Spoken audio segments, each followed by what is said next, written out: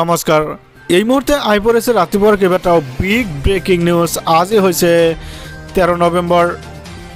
অসমৰ লগতে ভাৰতৰ বিভিন্ন প্ৰান্তৰ পৰা বাতৰিসমূহ যুগুত কৰা হৈছে নিতৌ এনে ধৰণৰ নতুন ভিডিঅ' চাবৰ বাবে টেকনিক বাই লালচান ইউটিউব চেনেলটো ছাবস্ক্ৰাইব কৰি ভিডিঅ'টোত এটাকৈ লাইক কৰি দিব আজিৰ খবৰ এক গৰম খবৰ এক নতুন খবৰ ৰাজ্যৰ হাজাৰ হাজাৰ শিক্ষকৰ বাবে আহিল এক আশাৰ বতৰা এক বৃহৎ ঘোষণা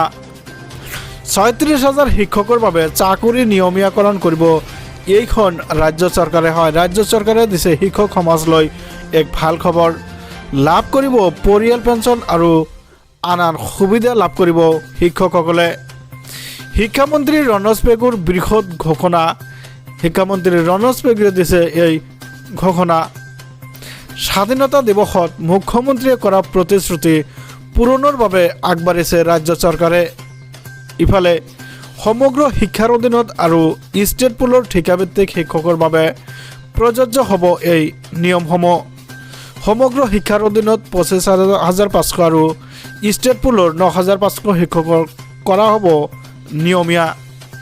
ইফালে অৱশ্যে ৰাজ্যৰ চাকৰি নিয়মীয়াকৰণ হ'লে শিক্ষকসকলে নাপাব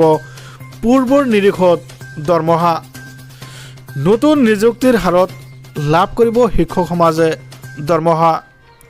নিয়মীয়া বিচাৰে নে নাই নিৰ্ভৰ কৰিব শিক্ষকজনৰ ইচ্ছাৰ ওপৰত অতিৰিক্ত ঠিকাভিত্তিক শিক্ষককো সাঙুৰি লোৱা হ'ব এই নিযুক্তি প্ৰক্ৰিয়াত ইফালে ৰাজ্যৰ হাজাৰ হাজাৰ শিক্ষকৰ বাবে বৃহৎ ঘোষণা শিক্ষামন্ত্ৰীৰ ভাষণ শুনাবলৈ চেষ্টা কৰিম শিক্ষামন্ত্ৰীয়ে কি ক'লে সেয়া আপোনালোকে এতিয়াই চাই লওক আৰু ষ্টেট পুল যিসকল ঠিকাভিত্তিক শিক্ষক আছে তেওঁলোকৰ চাকৰি সম্পূৰ্ণ নিয়মীয়া কৰা হ'ব কাৰণ তেওঁলোক প্ৰায় নিয়মীয়াকৰণ ইতিমধ্যে কৰা হৈছে কাৰণ তেখেতসকলে গভৰ্ণমেণ্ট আৰপি মতে দৰমহা লাভ কৰে আৰু যি দিয়ে আছে তেওঁলোকে সমহাৰত কেন্দ্ৰীয় কৰ্মচাৰী ৰাজ্যৰ বাকী নিয়মীয়া কৰ্মচাৰী সমহাৰত তেওঁলোকে ডিএসমূহো পাই আছে যিটো তেওঁলোকে পোৱা নাই সেইটো হ'ল এটা ফেমিলি পেঞ্চন বা ৰিটায়াৰমেণ্ট তেওঁলোকৰ পেঞ্চনটো তেওঁলোকে নাপায় কোনো লোক যদি চাকৰি কৰি থকা সময়খিনিতে কিবা কাৰণত তেওঁলোকৰ মৃত্যু হয় তেতিয়া তেওঁলোকৰ কাৰণে এটা এককালীন সাহায্যৰ ব্যৱস্থা আছে কিন্তু বাকী নিয়মীয়া শিক্ষকৰ ক্ষেত্ৰত ফেমিলি পেঞ্চনৰ ব্যৱস্থা আছে গতিকে লাষ্ট মাইল ৰেগুলাৰাইজেশ্যনত লাষ্ট মাইল যিটো গেপ আছে সেই গেপটো নাইকিয়া কৰাটো মুখ্যমন্ত্ৰী মহোদয়ে ঘোষণা কৰিছে আৰু পৰহি এই বিষয়টো লৈ বিত্ত বিভাগৰ লগত আমাৰ বিস্তাৰিত আলোচনা হয় আৰু আলোচনাৰ পাছত খুব সোনকালে আমি এই ক্ষেত্ৰত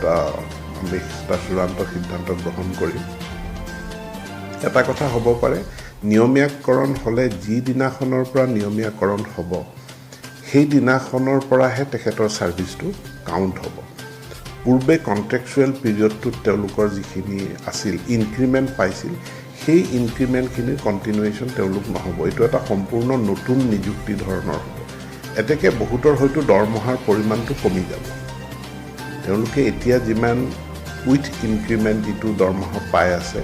সেই দৰমহাটো তেওঁলোকে নাপাব কাৰণ তেওঁলোকে এটা নতুন চাকৰি আৰম্ভ কৰাৰ নিচিনাকৈ কৰিব লাগিব কিন্তু নতুন চাকৰি হ'লেও তাত তেওঁলোকে পেঞ্চন বেনিফিটটো পাব অৰ্থাৎ এফালেদি তেওঁলোকৰ দৰমহাৰ পৰিমাণটো কমি গ'লেও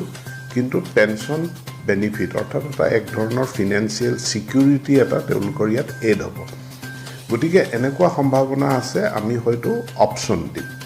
যিসকল শিক্ষকে সম্পূৰ্ণ নিয়মীয়া হৈ যাব বিচাৰে তেওঁলোকে সম্পূৰ্ণ নিয়মীয়া হৈ যাব কোনো শিক্ষকে দৰমহাটো যাতে কমি নাযাওক এই কথাটো ভাবি পেলাই তেওঁ যদি সিদ্ধান্ত লয় যে মই ঠিকাভিত্তিক হৈয়ে থাকিম কাৰণ ইয়াত মোৰ দৰমহাৰ পৰিমাণটো বেছি হ'ব তেতিয়াহ'লে তেওঁ হয়তো ঠিকাভিত্তিক হৈয়ে থাকিব পাৰিব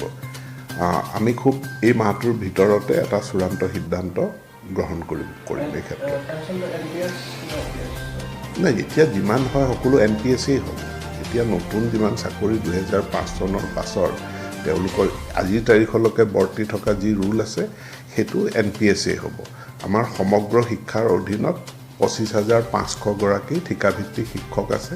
আৰু ষ্টেট পুলৰ অধীনত ৯,৫০০ আমাৰ শিক্ষক আছে গতিকে এই শিক্ষকখিনিৰ ক্ষেত্ৰত আমি সিদ্ধান্ত খুব সোনকালে ল'ম তেওঁলোকো আওতালৈ আহিব ছেকেণ্ডেৰীত আমাৰ এডিশ্যনেল কণ্ট্ৰেকচুৱেল টিচাৰ বুলি আছে এডিশ্যনেল কণ্ট্ৰেকচুৱেল টিচাৰসকলো আমি আমাৰ এই বিবেচনাৰ ভিতৰলৈ আনিছোঁ এইটো বিত্তীয় বৰ্ষৰ ভিতৰতে সম্পূৰ্ণ কৰিম নিজে চিলেক্ট কৰি ল'ব লাগিব কাৰণ তেওঁলোকে ইতিমধ্যে তেওঁলোকৰ যিখিনি চাকৰি 10 বছৰ হৈ গ'ল 12 বছৰ হৈ গ'ল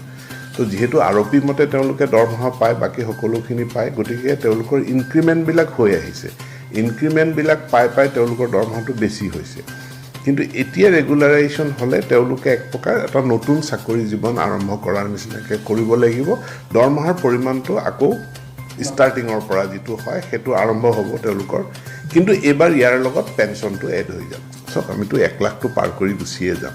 আমি 1 লাখ পাৰ কৰি আপুনি কাউণ্ট কৰক নকৰক আমি ইতিমধ্যে 78,000 আমি ক্ৰছ কৰি গ'লোঁ গতিকে অনায়াসে আমি 1 লাখটো এই বছৰে আমি ক্ৰছ কৰিম এই ঠিকা ভিত্তিকখিনিক বাদ দিও আমি